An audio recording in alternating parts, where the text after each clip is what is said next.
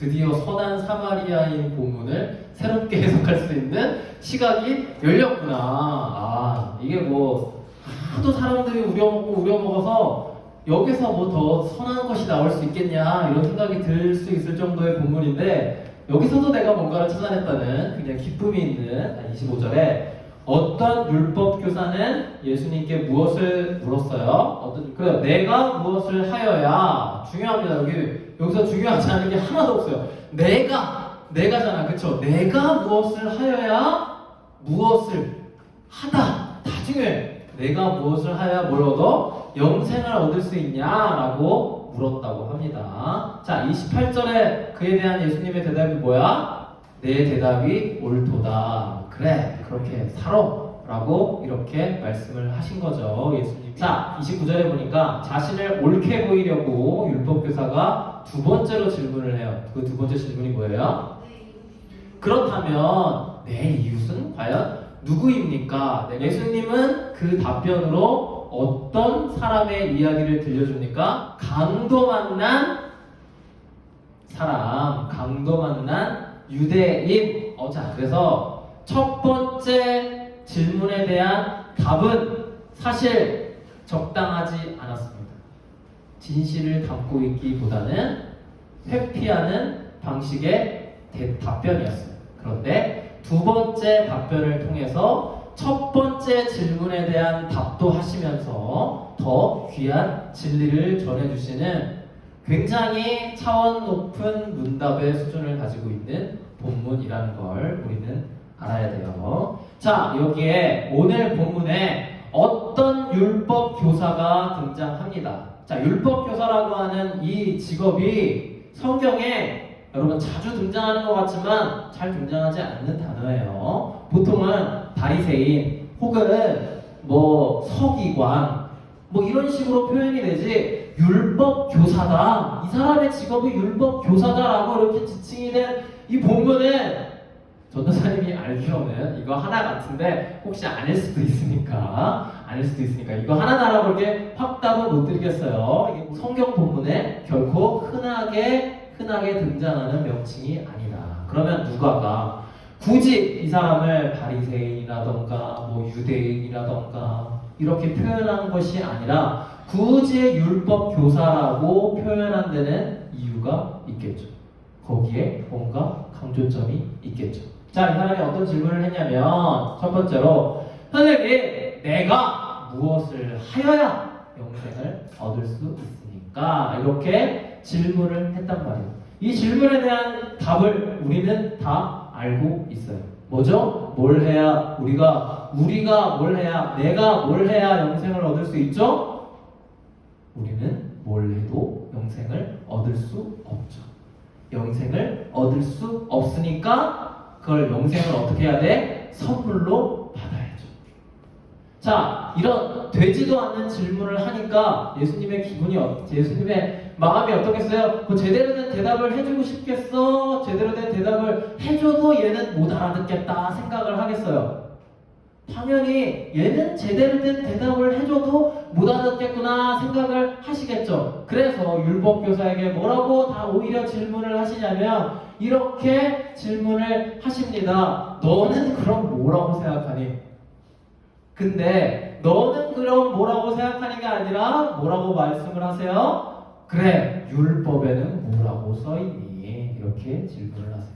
자, 여러분, 이 율법교사가 오죽하면 율법교사가 됐을까요? 여러분들은 과연 행복한 삶이 뭐라고 생각합니까?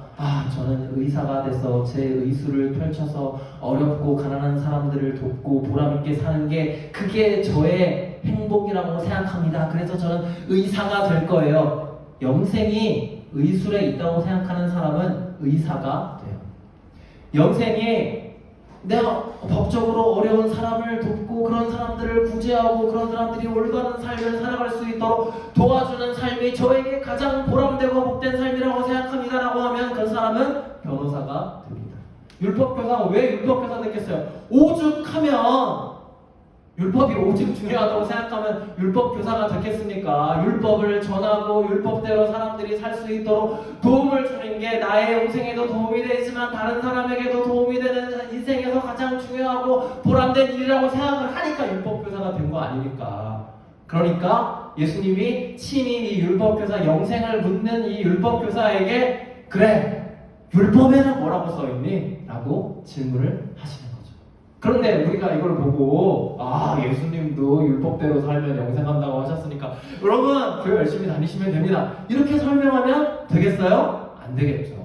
예수님은 하고 싶은 말을 사실 꼭 감추고 있는 거다. 왜? 어차피 못 알아들으니까. 예수님이 십자가에 못 박혀서 돌아가시고 난 다음에 2000년이 흐르고 나서 그걸 연구하고 분석하고 사람들이 그 의미를 전하고 우리한테 알려줘도 우리가 지금 알까 말까인데, 아직 예수님 죽지도 않았는데 십자가에 못 박혀서 부활도 안 했는데 이 사람이 알아듣겠어요? 머릿속에 율법으로 가득 차 있는데. 그러니까 제대로 된 설명을 안 해주시는 거죠. 예수님의 답변, 그래, 네가 생각하는 그대로 율법에 적힌 대로 율법 잘 지키면서 그래 살아.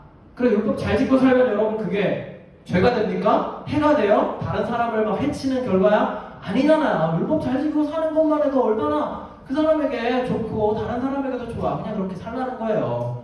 이제 내가 어차피 십자가에 못 박히고 부활하고 하면 그 의미를 그때 가서 다시 알면 되지. 뭘 미리, 아직 죽지도 않았는데 아직 십자가도 안 졌는데 뭐 그거에 대해서 미리 알아가지고 머리 복잡하게 서로 그럴 거 없이 그냥 네가 생각하는 그대로 율법대로 사세요 라고 이제 대화를 마치려고 했어요. 그런데 율법교사의 두 번째 질문이 이어지죠. 자, 이 율법교사는 아마도 예수님과의 자기 자신과의 그 거리가 이 첫 번째 질문과 답변을 통해서 그렇게 멀진 않구나 라고 생각을 했던 것 같아요. 왜냐면 예수님께 자신을 더 옳게 보이려고 두 번째 질문을 했다고 해요. 자, 예수님의 답변을 들어보니까 나랑 뭐 별로 가치관의 차이도 없고 나보다 그렇게 뭐 대단히 뛰어난 사람도 아닌 것 같아. 그냥 단지 뭔가 어디에서 왔는지는 모르겠지만 사람들을 잘 고치고 귀신도 잘 쫓고 하니까 사람들한테 인기가 높을 뿐이지 뭐 학식도 뭐 그렇게 대단한 것 같지도 않고 결국 영생이 율법이라고 얘기하는 거 보니까 뭐 그렇게 대단히 별난 뭔가를 가지고 있는 것 같지도 않아요. 그래서 갑자기 이 사람의 마음이 고무되었다고 하죠. 되게 좋아진 것 같아요. 그래서 한마디 더 붙여봅니다. 그러면 내 이웃이 누굽니까? 갑자기 왜 이웃이 나와요? 그 율법교사가 첫 번째로 율법엔 뭐라고 써있니? 라고 예수님의 그 질문에 대해 답변으로 뭘래요? 하나님을 사랑하고 하나님의 마음과 뜻과 온 힘을 다해서 하나님을 사랑하고 이웃을 사랑하라, 그 율법을 지키면 됩니다, 그게 영생입니다 라고 율법에는 써있습니다 라고 그 답변을 했더니 예수님이 그래, 그 율법대로 살아라 라고 이야기를 해주시니까 그 상황에서 한 단계 발전한 질문으로 그러면 내 이웃은 누구입니까? 라고 이렇게 질문을 하는 거죠. 두 번째 질문을 하는 거죠. 이 두 번째 질문에서 예수님은 숨겨놨던 칼을 꺼내듯이 마치 첫 번째 질문, 그러면 과연 영생은 어떻게 해야 우리가 얻을 수 있습니까? 내가 무엇을 해야 영생을 얻을 수 있겠습니까? 라고 한 그 질문에 대한 답변도 하시면서 그리고 우리의 이웃이 누구일지도 생각할 수 있는 굉장히 예리한 예화를 드십니다. 고스톱 용어로 일타쌍피라고 하죠. 한 번 쳐서 두 개의 피를 얻는다. 그래서 이 두 번째 질문의 답을 통해서 예수님께서 첫 번째 질문에 대한 올바른 답도 이야기하시고 그리고 그러면 과연 내 이웃이 누구인지에 대한 답변도 하시는 거예요. 그래서 이 선한 사마리아인의 이야기가 그래서 굉장히 중요한 겁니다. 선한 사마리아인 이야기 뭐냐면 별거 없어요. 어떤 사람이 길 가는 중에 강도를 만나서 피를 철철 흘리면서 쓰러져 있는데 첫 번째 누가 지나가? 제사장이 그 사람을 보고 지나가고, 두 번째 레위인이 그 사람을 보고 지나가고, 그런데 기대하지 않았던 사마리아인이 지나가다가 그 유대인을 보고 유대인을 구해주는 내용입니다. 그래서 여관에 맡겼는데 여관에 그냥 맡긴 게 아니라 이 사람이 다 나을 때까지 잘 보살펴주고, 돈이 만약 부족하면 내가 갔다 오는 길에 이 사람에게 충분히 그 치료비를 줄 테니 잘 치료해 주세요라고 이야기하고 간다는 그런 내용이에요. 이 안에 굉장히 중요한 진리가 담겨 있죠. 인간은 어떤 존재인가요? 인간은 죽음을 향해 가는 존재라고 무려 하이데거라고 하는 철학자가 얘기했더라고요. 저 사람이 사실은 이런 말을 어디서 들어본 것 같아가지고 근데 너무 좀 솔직히 좀 약간 흔한 말이잖아. 그래서 뭐 연예인이 했나 뭐 강호동이 했나 뭐 이런 생각을 하다가 한번 찾아봤는데 무려 하이데거가 이런 말을 했더라고. 인간은 죽음을 향해 가는 존재. 자, 우리도 다 알고 있는 다 뻔한 이야기긴 해요. 자, 그러면 피를 흘리며 강도를 만나서 이 광야 한가운데에서 죽어가는 이 사람과 우리는 어떻게 보면 같은 존재인 거죠. 우리가 죽음을 향해 가는 존재이듯이 지금 강도를 만나서 피를 흘리며 죽어가는 이 사람도, 이 유대인도 우리와 같은 상황에 처해 있다. 우리는 생각할 수 있어요. 이 질문을 한 과연 내 이웃이 누구입니까? 라고 질문을 한 이 유대인에게는 이 말이 더 와닿겠죠. 왜냐하면 유대인이니까. 만약에 오늘 이 선한 사마리아인 비유에서 만약에 야, 저기 사막에서 어떤 사람이 강도를 만나서 한국인이 쓰러져 있어 라고 이야기를 하면 우리에게 더 와닿았을 거예요. 근데 여기 유대인이 피를 흘리며 강도를 만나서 쓰러져 있는 상황이니까 얼마나 그 상황이 더 와닿겠어요. 자, 그 사람에게 첫 번째로 누가 지나가? 제사장이 지나갑니다. 제사장이라고 하면 우리에게 어떤 생각이 들어요? 제사 지내는 사람이구나. 목사님인가? 신부님인가? 이런 생각을 하게 되죠. 그런데 당시 제사장은 그런 사람이 아니었어요. 지금은 1세기 유대 사회잖아요. 당시의 제사장은 뭐야? 제사장은 정치인이죠. 여러분 나중에 다 정치인 선거를 다 할 거 아니에요. 그럼 여러분들 어떤 사람 뽑을 것 같아요? 물론 여러분들이 잘 아는 인기 있는 사람을 뽑습니다. 두 번째, 여러분들이 잘 몰라, 아무도 몰라, 관심도 별로 없어. 그런데 이제 선거 관리 거기에서 이제 우편물이 여러분들에 와서 자료를 쫙 주면서 여러분에게 이 중에 한 사람 고르라고 합니다. 그럼 여러분 뭐 보는지 아세요? 그 사람의 학력을 봅니다. 이 사람이 서울대를 나왔는지 안 나왔는지, 재산은 너무 많은지 너무 없진 않은지 이런 거를 봐요. 주로 그런 걸 봅니다. 그러면 여러분 국회의원은 차라리다. 국회의원은 그래도 학력만 보고 우리가 뽑지 않거든. 그런데 이런 시의원, 구의원 이런 사람들일수록 학력이 화려해. 그러면 우리가 대부분 학력을 보고 그 사람을 뽑아요. 물론 당을 보고 먼저 뽑고 학력을 보고 뽑아요. 우리가 정치인들, 우리가 기대하는 어떤 우리의 일을 대신해서 할 사람들에 대해 기대하는 게 뭐냐? 많이 배운 사람이 잘났겠거니, 많이 배운 사람이 일을 잘하겠거니 덮어놓고 생각한단 말이에요. 제사장들은 제사만 잘 지내서 되는 게 아니에요. 당시 제사장들은 어떤 사람이냐? 유능한 정치가들이에요. 지금 우리나라 국회에서 정치를 하는 사람들 얼마나 유능한 사람들입니까? 그리고 우리는 다 그런 유능한 사람들이 되고 싶어 하죠. 죽음을 향해 가는 존재인 우리가 영생을 쫓는 과정에서 우리가 뭐 영원히 사는 게 우리의 삶의 목표는 아닐지라도 정말 보람된 삶, 의미 있는 삶, 행복한 삶을 살기 위해 우리가 구체적인 목표로 삼고 있는 사람들이 어떤 사람들이야? 정치인 정도 되는 사람이란 말이에요. 우리가 욕은 하지만 왜 이렇게 욕하는지 아세요? 기대치가 높아서 우리 욕을 그렇게 하는 거예요. 그 정치인들, 그 사람들이 여러분들이 죽어가는 과정에서 어떻게 한다고요? 그냥 지나간다. 바빠서 그 사람들 하고 싶은 일들이 많겠죠. 자, 두 번째는 어떤 사람이 지나갔어요? 레위인이 지나갔죠. 자, 그러면 레위인 하니까 그래 그냥 뭐 어렸을 때부터 레위 족속에 소속이 돼서 태어나면 레위인인가? 이렇게 생각하기 쉽잖아요. 여러분 그 정도로 레위인이 될 수 있는 게 아니에요. 자, 성경에 레위라는 이름을 쓰는 대표적인 사람이 있는데 그게 누구예요? 우리 하기도 했었어. 이름이 뭐예요? 그 사람이 마태복음을 쓴 마태죠.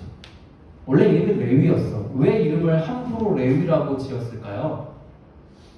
레위 족속이니까 레위라고 했죠. 그런데 우리 마태의 직업을 알고 있어요. 마태의 직업은 레위인이 아니라 뭐였어요? 세리였죠. 세금을 걷는 사람. 많은 사람에게 존경을 받기보다는 많은 사람에게 무시를 당하거나 많은 사람에게 불평을 당했던 그런 직업을 가지고 있던 사람이 세리였다고 했어요. 자, 마태는 왜 레위인이 되지 않고 세리가 됐을까요? 되고 싶었겠지. 여러분, 레위인이라는 건 레위인은 어떤 역할을 했냐? 자, 첫 번째, 레위 제사와 관련된 여러 가지 규례와 율법에 통달한 사람이 되어야 했어요. 두 번째, 의학과 의술에도 밝은 사람이 되어야 했어요. 그 사람들이 병을 가지고 오면 이 사람이 병이 다 나았다, 병이 다 낫지 못했다를 판단할 수 있는 사람이 되어야 돼요. 그러면 레위인은 지금으로 따지면 뭐예요? 문이과 통합 박사 정도 되는 거죠. 다시 말해 변호사 더하기 의사를 할 정도의 능력이 그래야 레위인이 되는 거예요. 그런데 마태는 왜 그 좋은 레위인을 다 때려치고 레위인을 안 하고 세리가 됐을까요? 보통 가문에서는 아무리 능력이 뛰어나도 레위인이 될 수 없었던 거죠. 집안의 배경도 가문의 배경도 대단해야 레위인이 될 수 있는 거예요. 개인의 능력도 뛰어나야 되지만 가문까지 받쳐줘야 된다. 문과적 머리만 뛰어나야 되는 게 아니라 이과적 두뇌도 뛰어나야 한다. 그래야 성전의 성이라는 레위인이 될 수 있는 거죠. 보통 천재가 아니고서야 레위인으로 생활에서 살아갈 수 없습니다. 그런 사람들이 뭐야? 우리가 되고 싶은 사람이죠. 여러분들 다 의사하고 싶잖아요. 여러분들 다 변호사하고 싶잖아요. 그런데 왜 안 합니까? 안 뽑아주니까, 안 시켜주니까 못하는 거죠.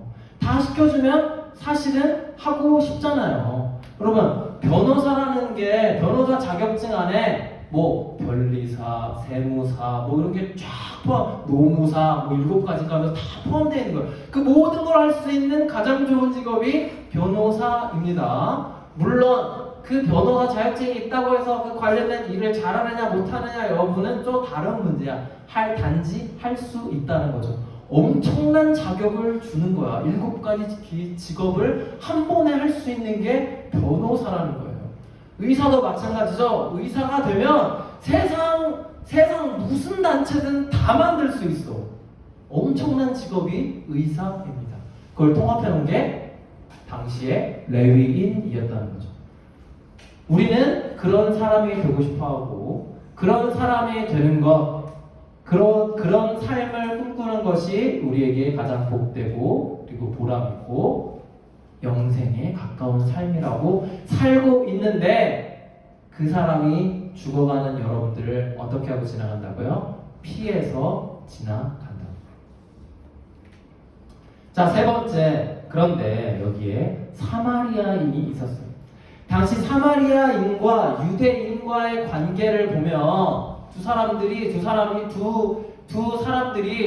두 지역의 사람들이 이유 없이 서로를 지나치게 미워해. 물론 이유가 없는 건 아니에요. 이유가 있어. 근데 이유가 너무 옛날 일이야. 이것 가지고 이 300년 전 일 가지고 아직도 이런다고 할 정도로 좀 이상해.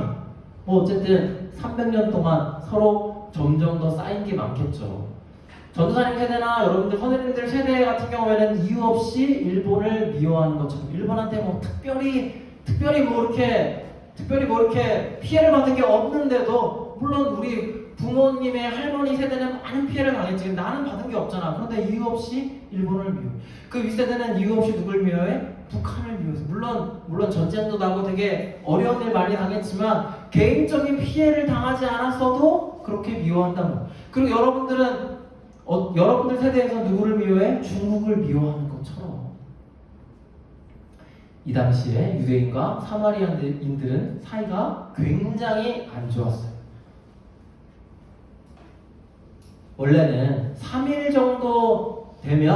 정도 길을 가면 갈릴리에서 예루살렘까지 3일 정도에 갈 수 있는 길이 있어요. 그런데 이 사마리아라고 하는 이 땅을 건너가는 게 싫어서 사람들이 6일 거리를 빙 돌아갑니다. 성지순례를 성전을 적어도 1년에 한 번 정도를 갔던 이 사람들의 입장에서는 꽤 먼 거리를 돌아가는 거죠. 여러분 3일 정도 하면 걷는다고 생각해보세요. 이게 보통 일인가? 그런데 원래 3일이면 걸어갈 수 있는 거리를 일부러 6일을 갔다니까요. 그렇게 유대인과 사마리아인들의 사이가 좋지 않았죠. 그런데 이 피 흘리고 있는 유대인을 누가 살려줘요? 사마리아인이 살려주는 거죠. 예상 외, 의외, 전혀 기대하지 않았던 사람으로부터 뭘 입었어? 은혜를 입게 되는 겁니다. 그리고 이게 바로 여기에서 우리는 뭘 찾을 수 있느냐? 그리스도의 의미를 찾을 수가 있는 겁니다. 그리스도는 십자가에 달려 어떻게 죽게 돼요? 정치적인 반역자로. 그리고 실패한 정치가. 많은 사람들이 민중들은 예수님을 너무 좋아했는데 일부 유대 정치 지도자들이 예수님을 모함해서 예수님을 죽였어 라고 생각하는데 전혀 아닙니다. 예수님이 십자가에 못 박혀서 나약하게 거기에 걸려있는 걸 보는 순간 민중은 예수에게 배신감을 느낄 수밖에 없어요. 내가 저 대제사장들 다 내쫓으라고 지지를 해줬는데 저기에 저렇게 무력하게 박혀있어 그냥 죽어버려라고 생각하는 게 민중의 당연한 반응입니다. 그 사람을 통해서 구원을 받은 것처럼 우리가 사마리아인을 통해 우리가 전혀 기대하지 않았던 사마리아인을 통해서 이 유대 남자가 구원을 받는다는 이야기가 예수님의 이야기로 바뀌게 되는 거죠. 이 사람이 이 의미를 언제 알게 되겠어요? 예수님이 죽고 부활하신 다음에 그리고 제자들이 활동하는 그 시기가 되면 이제 예수님의 이 말이 무슨 말인지 알게 되겠죠. 마지막에 예수님께서 이 율법 교사에게 물어보십니다. 내 생각에는 이 세 사람이라고 하면 제사장, 레위인, 그리고 사마리아 사람이죠. 세 사람 중에 누가 강도 만난 자의 이웃이 되겠느냐라고 이야기를 하는데 그때 이 유대인의 대답이 자비를 베푼 자니이다 입니다. 그래서 많은 설교자들이 이렇게 생각해.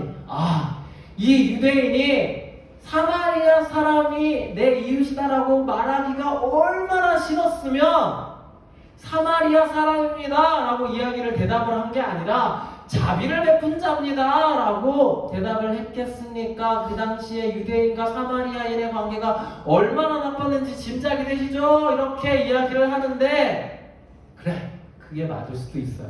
그런데 전선이 봤을 때 조금 쪼잔한 해석이다.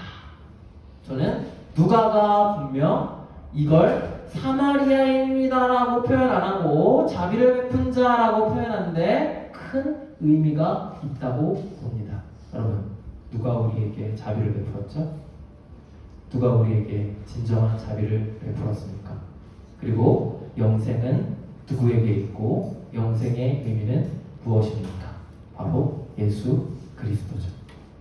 자비를 베푼 자 예수 그리스도, 그것을 전하는 일이 나와 전함을 받는 사람에게 영생이 된다는 것, 그게 영생의 의미라는 것. 우리가 무엇을 하여야 영생을 얻을 수 있고, 와, 내가 진짜 영생을 살아가고 있구나, 하나님의 나라를 살아가고 있구나 항상 느낄 수 있는 방법은 뭐야? 오늘 예수님이 이 사마리아인의 이야기를 통해서 이 율법 교사에게 하나님의 나라를 전한 것처럼 우리 역시 하나님의 나라를 전하는 그 삶이 우리에게 있어서 우리가 영생을 살아가고 있구나 다시 한번 되새길 수 있는 계기가 된다는 거 우리가 잊지 않았으면 좋겠습니다. 기도하겠습니다.